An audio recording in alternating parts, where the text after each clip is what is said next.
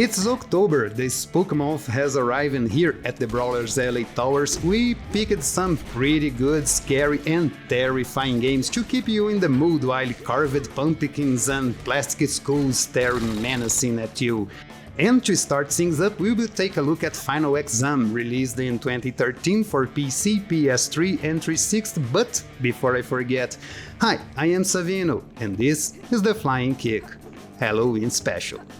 At first glance, Final Exam does not look like a beat'em up, and you wouldn't be wrong to think that. In essence, this game is an exploration platform where you have to explore huge maps, complete missions, and look for hidden stuff. The story is simple: you are part of a group of 4 friends that, when going to a school party, ended up in a ghost town and now stranded in there. They need to fight their way to find the exit and return home. The game has, surprisingly, a lot of story that is told through some very nice voiced cutscenes. I watched them all because of this review, but if you're not in the mood to listen to some talking, you can skip it by pressing start and you won't miss much. I mean, the story is cool, but the action is better.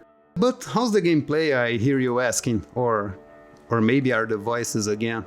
Oh well. So, haunting voices aside, Final Exam is an exploration side-scroller game where you have to scout the levels, complete missions for NPCs, and look for survivals and machine parts that will help you escape. The levels also have 7 hidden items and 2 weapons that you can find. These items are important if you want to level up in this game. Yeah, the game has some RPG elements that honestly are pretty cool. Here, you don't have experience points. To level up, you have to find the aforementioned items, the weapons, and reach a high score. These 3 factors will give you points that you can use to upgrade your stats and unlock skills.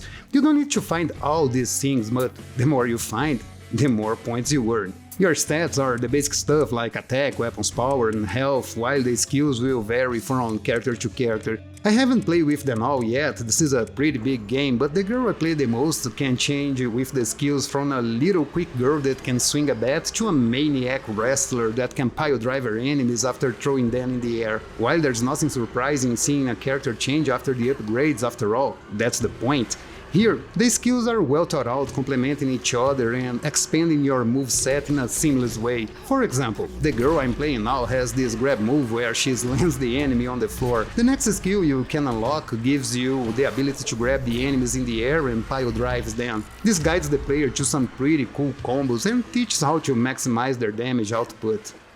Final Exam also throws in some gameplay variations, so you won't be beating monsters all the time. In one moment you have to ride a huge machine and shoot everything in sight while protecting yourself. In another, you will be playing a match of Space Invaders, and I must say that while some of these mini-games can be a little hard sometimes, they bring some nice variation to the game's pace, and they are often quick and won't hold you for too long. Now let's talk about the combat, because my friends, it is extremely fun. So here you have your basic attack, a jump, a dodge button, a gun that goes from a pistol to a flamethrower, and a throwable item like grenades and molotovs. You also have 4 special moves that consume a bar under your health, which can be performed by holding one of the shoulder buttons and the respective face buttons. You can also combine your attack with directional inputs to throw your enemies up in the air or flatten them on the ground. The attack can also be held to charge a more powerful attack that can also be combined with the directional inputs for maximum damage and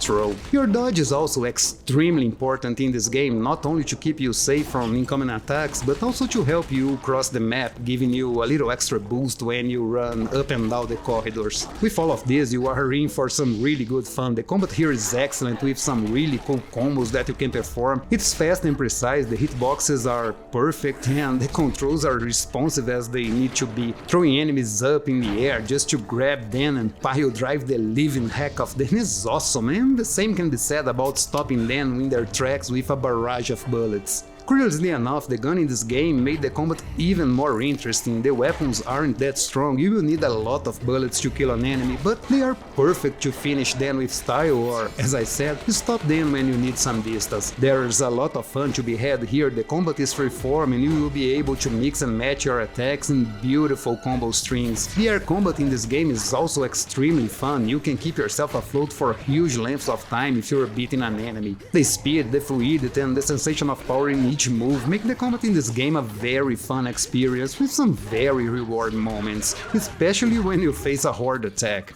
Oh yes, from time to time hordes of enemies will attack you from all sides in a non-stop barrage of monsters thirsty for your blood. While the variation of enemies is low, you won't have time to complain about it.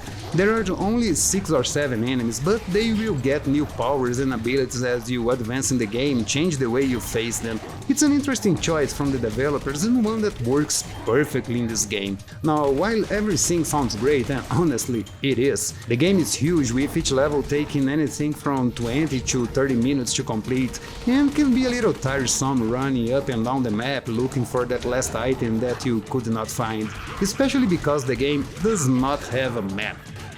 This is not a problem when you are on a mission, because the game does an amazing job guiding you to where you have to go, but for exploration, you're on your own.